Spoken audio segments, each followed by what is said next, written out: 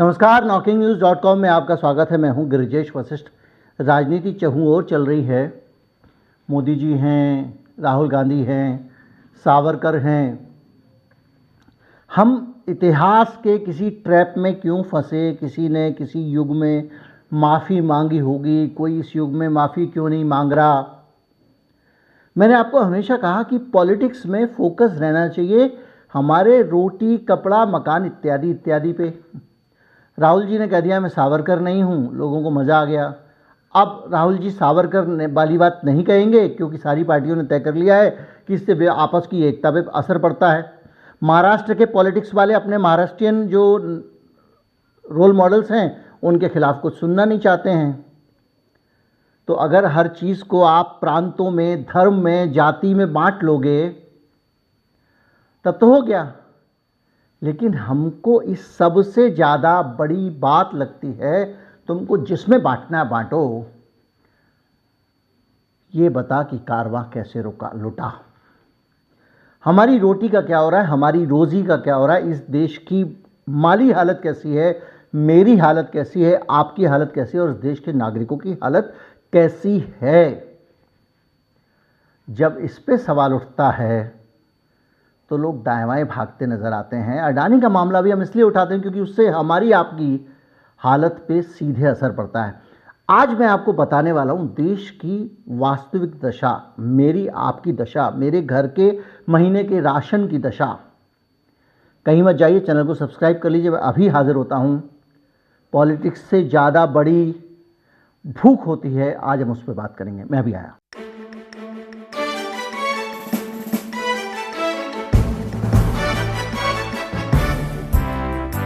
एक नाम आपने सुना होगा बार बार, कंतार रिसर्च।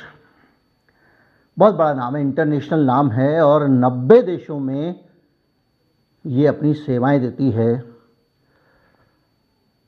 और ये डाटा कंसल्टेंसी और इनसाइट सर्विसेज प्रोवाइड करती है। मतलब ये समाजों का अध्ययन करके उसके आधार पर जानकारियां निकालती है। ये जानकारियां आमतौर पे बिजनेस क्लास को, इकोनॉमी को समझने वाले लोगों को, देश की आर्थिक दशा को, देश के लोगों के हालात को टारगेट करके रिसर्च होते हैं। उनमें कई चीज़ें सामने आती हैं। और ये जो इतनी बड़ी कंपनी है, ये बहुत व्यापक स्तर पे मीडिया के लिए काम करती है, कंज्यूमर गुड्स पे काम करती है, कम्युनिकेशन पे काम करती है, हेल्थ केयर पे काम करती है और अलग अलग तरह की जानकारियां निकाल के लाती है। और भारत में भी ये बहुत ज़्यादा सक्रिय है। और भारत के जो कंज्यूमर हाउस होल्ड रिसर्च हैं, यानी भारत में लोग कहते हैं ना भारत के पास डिमांड बहुत है, भारत का डिमांड की पावर है। तो भारत की जो डिमांड की सिचुएशन है इसका ये लगातार अध्ययन करती है। तो अब आपको समझ में आया कि कंतार रिसर्च मतलब क्या आइटम। ये कोई ऐसा नहीं है कि कहीं से किसी जान पहचान वाले से बैठ के कोई सरकार कोई रिपोर्ट बनवा दे या सरकार के खिलाफ कोई रिपोर्ट बनवा दे।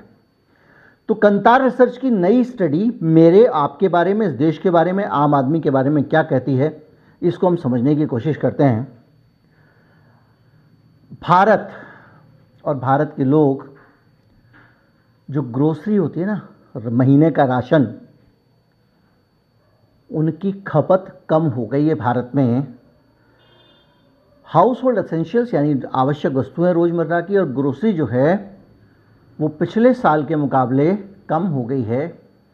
और कंतार के इस रिसर्च में इसका कारण भी बताया गया है। मतलब उस पर दिमाग लगाने की ज़रूरत नहीं है। उन्होंने सीधे सीधे बताया है कि जो बहुत ज़्यादा महंगाई का दबाव है, इन्फ्लेशनरी प्रेशर है, उसके कारण लोग महीने की ज़रूरत की चीज़ें, राशन वाशन कम खरीद रहे हैं। ये कंतार का रिसर्च है। जो आपका CPI का आंकड़ा आता है ना, कंज्यूमर प्राइस इंडेक्स का, वो आंकड़ा आपको मैं बता चुका हूँ कई बार, श्रंकफ्लेशन के ज़रिए मैनिपुलेट किया जा सकता है। आपका एक बास्केट होता है, उस बास्केट के ज़रिए आप एवेल्युएट कर लेते हैं, भैया इनके घर में 2 टूथपेस्ट आते हैं, वो टूथपेस्ट पहले आ रहा था 100 ग्राम का, उसके अंदर 90 ग्राम आने लगा। तो आप कहोगे ना जी महंगाई तो नहीं बढ़ी, लेकिन महंगाई बढ़ गई है क्योंकि माल कम मिल रहा है उतने पैसे में। बहरहाल अभी हम वापस कंतार पे आते हैं।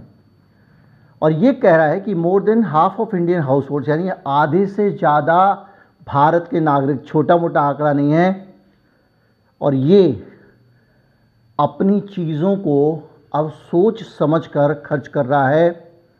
और सॉफ्ट ड्रिंक, सूप, जूस, बाहर जाना, फिल्में देखना और पर्सनल ग्रूमिंग की चीज़ें, जैसे कि आप कभी कभी लोग अच्छी गोरेपन की क्रीम लाते हैं, कभी कोई ठंडा ठंडा तेल ले आता है या कोई और चीज़ जो घर में लाते हैं, इन चीज़ों की खरीदारी अब कम कर चुके हैं क्योंकि महंगाई ज़्यादा है। फिल्म इंडस्ट्री पर आप दबाव देख रहे होंगे। मुश्किल से 2 फिल्में हिट हुई हैं हाल के साल भर में। साउथ की फिल्में हिट हो गई तो हो गई। क्यों हो गई? 500 रुपये का टिकट देखकर कौन तुम्हारी फिल्म देखेगा यार? तुम क्या समझ रहे हो? आजकल जब इतना ज़्यादा कंटेंट फ्री में उपलब्ध है, लोग आपकी 500 रुपये में फिल्म क्यों देखेगा? और 500 रुपये आपके इतने ज़्यादा 500 रुपये कोई कम होते हैं एक फिल्म देखने के लिए? अगर एक परिवार में 4 लोग हैं तो उसके तो 2000 रुपये केवल फिल्म के टिकट में चले गए। उसके बाद वो अगर वहाँ पे पॉपकॉर्न भी खाएगा तो 400-500 रुपये उसमें चले गए। 3000 रुपये खर्च करके कौन फिल्म देखेगा? और ये हकीकत है कि इस महंगाई के दौर में अब लोग फिल्म पे, सूप पे, जूस पे, कोल्ड ड्रिंक पे, बाहर खाने पे और पर्सनल ग्रूमिंग की चीज़ों पे खर्चा कम कर चुके हैं। ये कंतार की रिपोर्ट कह रही है। और ये कह रही है कि जो एफएमसीजी प्रोडक्ट है, एफएमसीजी का मतलब होता है फास्ट मूविंग कंज्यूमर गुड्स, यानी जो ज़्यादा इस्तेमाल करने वाली चीज़ें, रोज़मर्रा की इस्तेमाल करने वाली चीज़ें, जैसे कि दूध, जैसे कि बिस्किट, जैसे कि चाय की पत्ती, जैसे कि चीनी, यानी ये दाल, आटा, ग्रोसरी, ये कहलाती हैं फास्ट मूविंग कंज्यूमर गुड्स। इसमें पेट्रोल डीजल भी शामिल है। इनकी खपत पिछले साल के मुकाबले करीब आधा प्रतिशत, 0.54% बढ़ी है। ये कंतार की रिसर्च कह रही है। अब आप कहेंगे हमारी खपत तो बढ़ गई।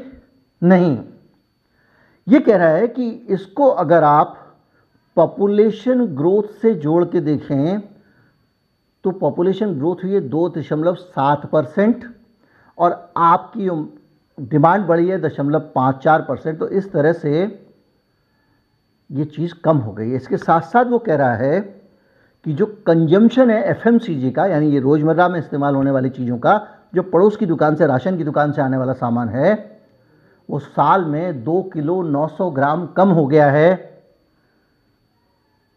इसका मतलब लोग अब अपनी कमाई में कम सामान खरीद पा रहे हैं।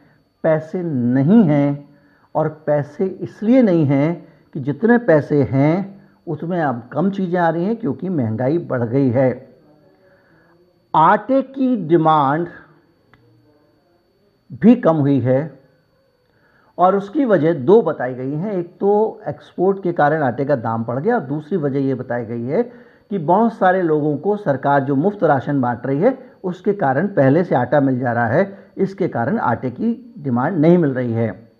वो कह रहे हैं कि एफएमसीजी में से अगर आटे को हटा दिया जाए, चलो कि आपको लगेगा भाई आटा फ्री में बांट रहे इसलिए डिमांड कम हो गई, तो भी 2.4% है इसकी ग्रोथ आटे को हटा के डिमांड की। जो पॉपुलेशन बढ़ी है उसके हिसाब से फिर भी कम है।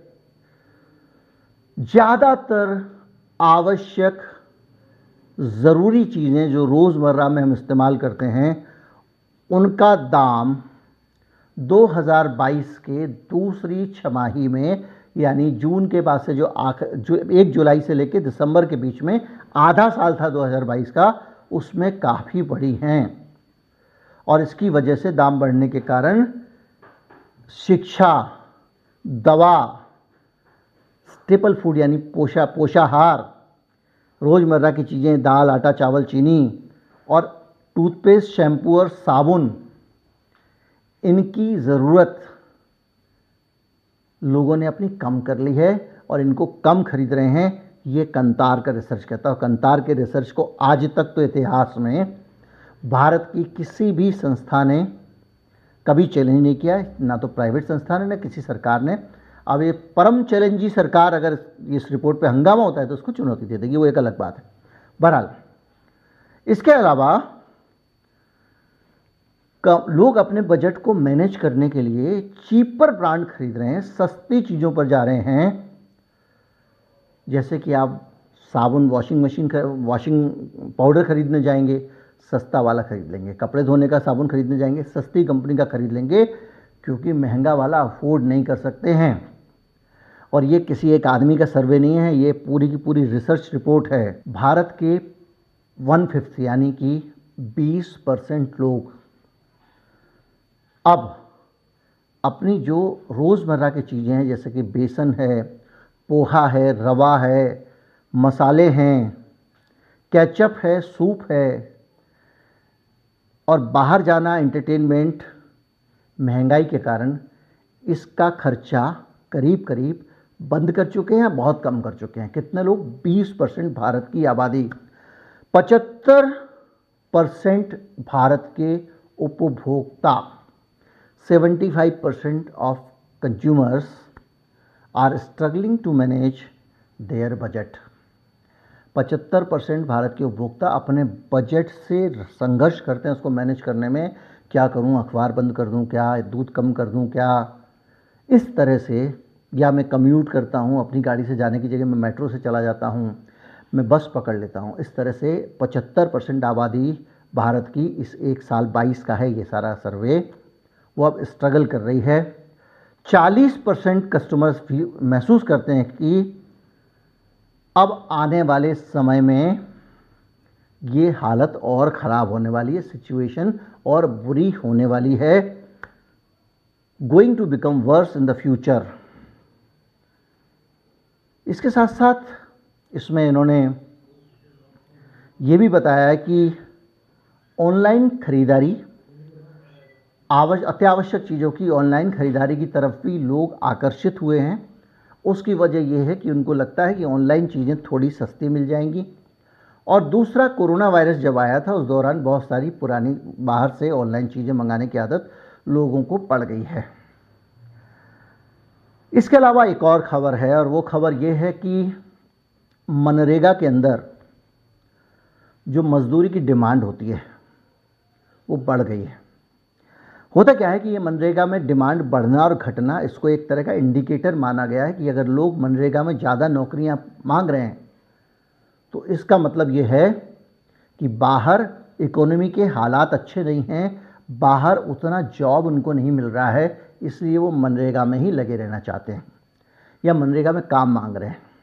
अगर मनरेगा में जॉब की डिमांड कम होती है, इसका मतलब ये होता है कि इंडस्ट्री में अब आदमियों की ज़रूरत बढ़ गई है, इन लोगों को बेहतर नौकरी वहाँ पे मिल रही है, इसलिए मनरेगा में काम नहीं करेंगे, तो मनरेगा में भी डिमांड बढ़ गई। तो ये गंभीरता से अगर आप देखें, इसमें गरीब गुरबे की बात तो नहीं है, न इसमें किसी अडानी अंबानी की बात है। सीधे सीधे मेरे और आपके जैसे जो मिडिल क्लास लोग हैं, उन सबका बजट महंगाई के कारण गड़बड़ा गया है, और सिर्फ गड़बड़ाया नहीं है, पूरी तरह गड़बड़ा गया है। लोगों को अपनी ज़रूरतों में कटौती करनी पड़ रही है। ये आप जरा कुछ समय पहले ब्रिटेन के हालात देखें, जहाँ पे अमेरिका के ब्याज बढ़ाने के कारण और ज़बरदस्ती रूस के युद्ध में कूद जाने के कारण ब्रिटेन का हाल हुआ था। ये करीब करीब वैसी ही स्थिति, छोटे इंडिकेटर यहाँ पे दिखने लगे। आप भी मिडिल क्लास हैं, आप भी लोअर मिडिल क्लास हैं, और आप में बहुत सारे लोअर क्लास भी लोग हैं।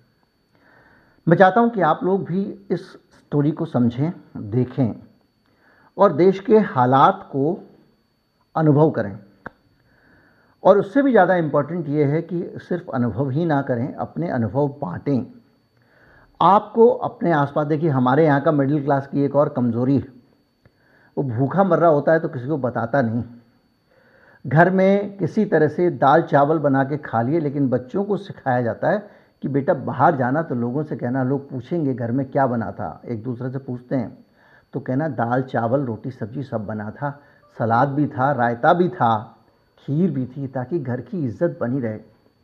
घर में राशन ख़त्म हो जाता है, और जब आप गेहूं पिसवाने की जगह, अभी भी बहुत सारी जगहों पे गांव वगैरह में लोग गेहूं पिसवाते हैं, पिसवाने की जगह अगर आपको 1 किलो आटा खरीद के लाना है या 2 किलो आटा खरीद के लाना है, क्योंकि आप उतने ही पैसे हैं, तो लोग दूसरे मोहल्ले में जाकर खरीद के लाते हैं, दूसरे जगहों पे जाकर खरीद के लाते हैं, ताकि कोई पड़ोसी ना देख ले। सब्जी खरीदने निकलते हैं तो रात के धुंधलके में निकलते हैं ताकि थोड़ी बहुत सड़ी गली सब्जियां भी मैं ले आऊँगा, काट के ख़राब वाला हिस्सा उसका फेंक दूंगा और बना लूँगा ताकि किसी पड़ोसी को पता ना चले। तो ऐसी स्थिति में मैं आपसे ये तो नहीं कहूँगा कि आप अपने अनुभव लिखें, लेकिन अपने आसपास के लोगों के अनुभव, दूसरे लोगों की जो परिस्थितियाँ हैं वो कमेंट्स में साझा ज़रूर करें, क्योंकि इस देश के हालात अगर ऐसे बिगड़ रहे हैं और ऐसे में अगर हम अब उन हालात को और छिपाएंगे तो स्थितियाँ और ख़राब होंगी। सरकार को भी पता चलना चाहिए, सबको पता चलना चाहिए कि इस देश में स्थितियाँ क्या हो रही हैं। मैं फिर से वही अडानी साहब से इसको जोड़ना नहीं चाहूँगा कि जैसे जैसे उनकी समृद्धि बढ़ रही है वैसे वैसे आपकी गरीबी, हमारी गरीबी बढ़ रही है। मैं इस पे जाना भी नहीं चाहूँगा कि अडानी साहब ही क्यों, दूसरे उद्योगपतियों की भी समृद्धि बढ़ रही है, लेकिन ये सच है कि अमीर और अमीर हो रहे हैं, गरीब और गरीब हो रहे हैं। इससे जुड़े हुए 10 तरह के अलग अलग डाटा, अलग अलग स्टोरीज़ में मैं आपको दे चुका हूँ। फिर भी एक जानकारी मैं आपके लिए और लेकर आता हूँ कि 6 करोड़ 70 लाख लोगों की आमदनी में सिर्फ 1% की बढ़ोतरी हुई है। एक तरफ ये डाटा, दूसरी तरफ डाटा ये है कि 2017 में जो 73% वेल्थ जनरेट हुई थी इस देश में, वो सारी की सारी 1% अमीरों के पास चली गई। 119 अरबपति भारत में हैं। ये 2000 में सिर्फ 9 होते थे और 2017 से 18 के बीच में और 22 तक 70 नए मिलियनेयर पैदा हो रहे हैं रोज़। यानी रोज़ 70 नए मिलियनेयर, लखपति कह लीजिए, करोड़पति कह लीजिए, मिलियन 10 लाख का होता है, 10 लाख डॉलर की बात हो रही है।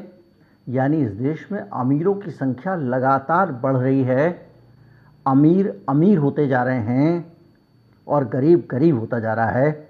हर दशक में 10 गुना अरबपतियों की आबादी इस देश में बढ़ जाती है और इनकी जो टोटल वेल्थ है एक दशक के अंदर, वो भारत का पूरा जो बजट है उनसे ज़्यादा होने वाली है, जो 18-19 के अंदर 2,44,000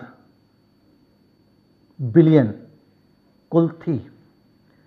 यानी इस आंकड़े को समझें कि बजट भारत का जितना है ना, उससे ज़्यादा पैसा होने वाला है।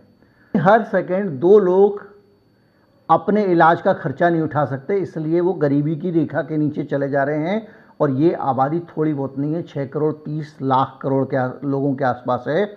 और ये सारा का सारा उनका आंकड़ा है और उनका कहना है कि 941 साल लगेंगे एक बड़ी भारत की गारमेंट कंपनी जो है, लीडिंग गारमेंट कंपनी है, उसके जो टॉप पेड उसका एग्जीक्यूटिव है, जिसमें सबसे ज़्यादा वेतन पाने वाला आदमी है, उसके बराबर, उस मिनिमम वेजेस वाले को टॉप वेतन पाने वाले एक गारमेंट कंपनी के एग्जीक्यूटिव के बराबर कमाई तक पहुंचने में 941 साल लगेंगे।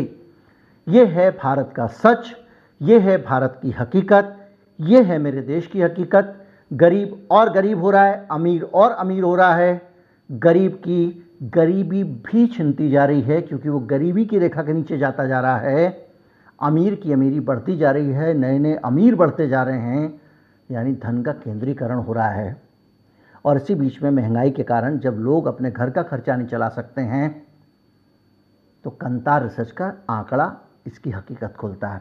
उम्मीद करता हूँ राहुल गांधी की पॉलिटिक्स, मोदी जी की पॉलिटिक्स, सावरकर की पॉलिटिक्स, मेरा अपमान तेरा अपमान, इस सब के बीच में, मानहानियों के बीच में, ये जो हकीकत है मेरी, आपकी और समाज की, इसको हम कभी नहीं भूलेंगे। और अगर आप भूलने वाले हैं, आपको लग रहा है कि आप भूल सकते हैं, तो अपने दोस्तों तक पहुंचाइए ताकि चर्चा में बने और ये जीवित रहे, ज़्यादा से ज़्यादा लोगों तक ज्ञान पहुंचाएं। उम्मीद करता हूँ वीडियो आपको अच्छा लगा होगा। नमस्कार, जय हिंद।